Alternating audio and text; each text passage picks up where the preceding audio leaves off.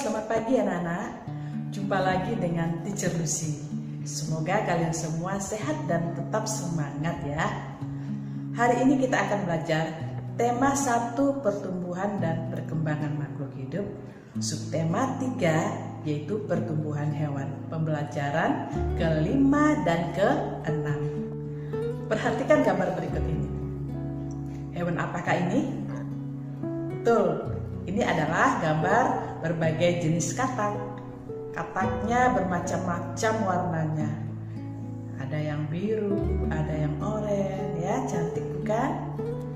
Nah, hari ini kita akan belajar tentang daur hidup katak. Ya, lihat ini ada daur hidup katak. Pada pembelajaran yang lalu, kita juga sudah mempelajari tentang metamorfosis. Masih ingat ya? Selain kupu-kupu, katak juga memiliki 4 daur hidup, mulai dari telur, berudu atau cebong, katak muda atau katak berekor, kemudian menjadi katak dewasa. Katak mengalami perubahan bentuk yang sangat berbeda. Tahapan pertama adalah telur. Telur merupakan tahapan awal dalam daur hidup katak. Sekali bertelur, katak dapat menghasilkan telur yang begitu banyak. Tahapan yang kedua yaitu berudu. Berudu biasa juga disebut dengan cebong atau kecebong ya. Berudu bernafas dengan insang dan memiliki sirip yang kecil seperti ikan. Tahapan yang ketiga yaitu katak muda atau disebut juga dengan katak berekor. Pada tahap ini, insang sudah berubah menjadi paru-paru yang merupakan alat pernafasan permanen bagi katak. Tahapan keempat yaitu katak dewasa. Katak dewasa, ekor tidak lagi tampak karena sudah menyusut. Katak dewasa bernafas dengan paru-paru dan kulit. Maka kulit katak selalu terlihat lembab. Katak adalah hewan amfibi, artinya katak dapat hidup di 2 tempat yaitu di darat dan di air.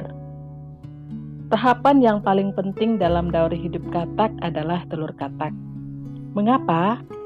Selain bentuknya kecil, telur katak juga tidak dapat melakukan perlawanan dan sangat mudah untuk dihancurkan atau dimangsa oleh lawannya.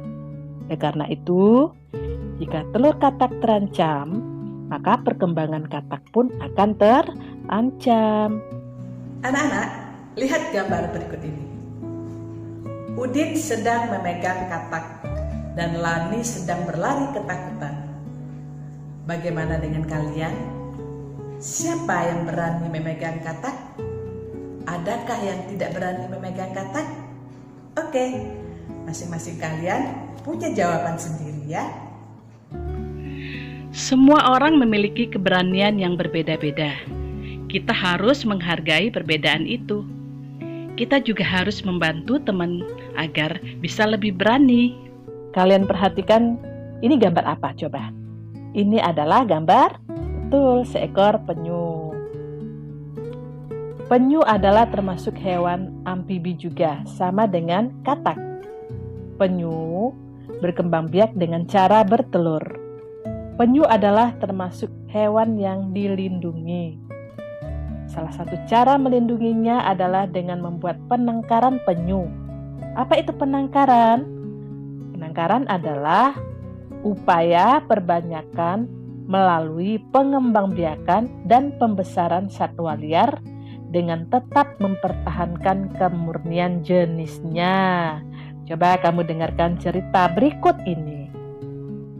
Sebuah penangkaran penyu memiliki 7 bak penyimpanan anak penyu. Setiap bak berisi 130 ekor anak penyu. Berapa banyak anak penyu semuanya? Nah, bagaimana kamu menyelesaikan soal pada cerita tersebut?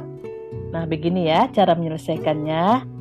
7 dikali 130. Jadi 7 bak dikali 130 anak penyu sama dengan 130 dikali 7. Dalam perkalian 2 bilangan, ingat ya, berlaku sifat pertukaran.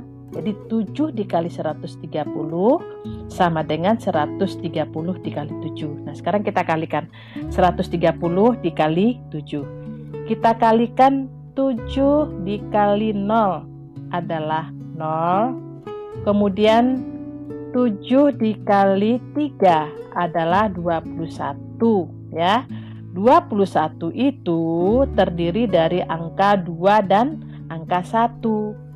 Angka 2 kita simpan di atas dan angka 1 kita simpan di depan angka 0.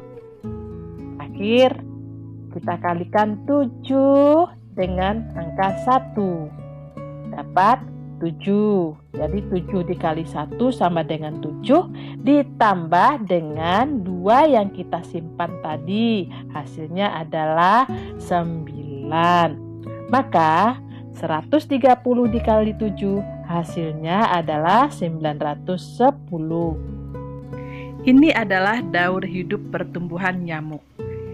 Nyamuk memiliki daur hidup seperti hewan lainnya.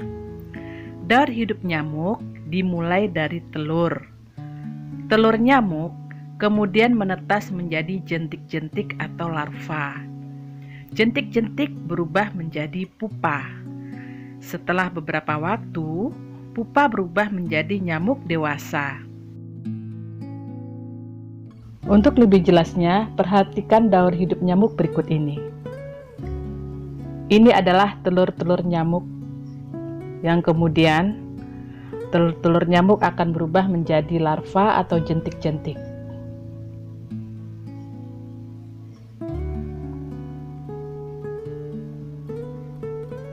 Kemudian jentik-jentik nyamuk akan berubah menjadi pupa.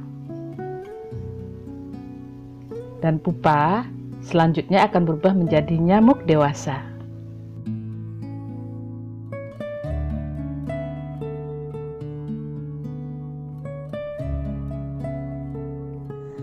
Tahapan perkembangan nyamuk akan berlangsung cepat melalui media air.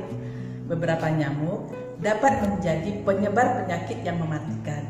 Contoh penyakit yang ditularkan melalui nyamuk adalah demam berdarah. Selain demam berdarah, banyak lagi penyakit lain yang ditularkan nyamuk. Salah satu penyebab perkembangan nyamuk adalah banyaknya genangan air. Oleh karena itu, kita harus rajin membersihkan lingkungan serta membuang benda-benda yang sudah tidak dipakai. Agar apa? Agar tidak dijadikan tempat berkembangbiakan nyamuk. Oleh karena itu, marilah kita bersama-sama mengingatkan masyarakat agar menjaga lingkungan melalui poster. Berikut adalah contoh poster. Poster yang pertama berisi pesan perilaku hidup bersih dan sehat. Ya, kamu lihat di sana ya. Disertai dengan beberapa gambar yang mencerminkan perilaku hidup sehat. Nah, kamu lihat di sana sedang ada yang berolahraga, ada yang mandi sambil sikat gigi, ada makan makanan 4 sehat 5 sempurna, dan juga membersihkan lantai, mengepel ya. Kemudian juga membersihkan bak mandi. Sedangkan poster yang kedua berisikan tentang penyakit demam berdarah, dilengkapi dengan langkah-langkah 3M yang harus kita lakukan untuk mencegah penyebaran nyamuk demam berdarah. 3M itu adalah menguras tempat penampungan air, mengubur barang-barang bekas, menutup tempat penampungan air, dan lebih baik lagi untuk menghindari gigitan nyamuk. Ketika tidur, kita pakai kelambu atau menggunakan obat anti nyamuk. Menjaga kebersihan lingkungan adalah tugas kita semua. Kita harus saling mengingatkan untuk menjaga kebersihan lingkungan agar dapat hidup nyaman dan sehat. Namun, menyampaikan pesan harus dengan sikap yang baik dan bahasa yang santun. Akibat warga sekitar kurang menjaga kebersihan lingkungan, maka sebuah rumah sakit setiap hari dikunjungi 130 pasien. Dalam waktu 3 hari, berapa banyak pasien yang mengunjungi rumah sakit? Untuk menyelesaikan soal tersebut, kita bisa melakukan perkalian bersusun pendek. Yaitu pertama-tama kita harus lakukan adalah menuliskan bilangannya terlebih dahulu. 130 dikali 3. Nah, sana di gambar ada 130 dikali 3. Berikutnya kita harus mengalihkan bilangan yang paling belakang yang menempati satuan, yaitu 3 dikali 0 adalah 0. Selanjutnya kita akan kalikan 3 dikali 3 adalah 9. Terakhir kita kalikan 3 dikali 1 hasilnya adalah 3. Jadi jumlah pasien seluruhnya adalah 390. Demikianlah materi pembelajaran kita kali ini. Teacher harap anak-anak semua dapat memahami. Semangat terus belajar dari rumah. Jangan lupa untuk menjaga kesehatan. Jaga kebersihan dan rajin-rajinlah mencuci tangan setelah selesai melakukan segala aktivitas. Sampai jumpa di pembelajaran berikutnya.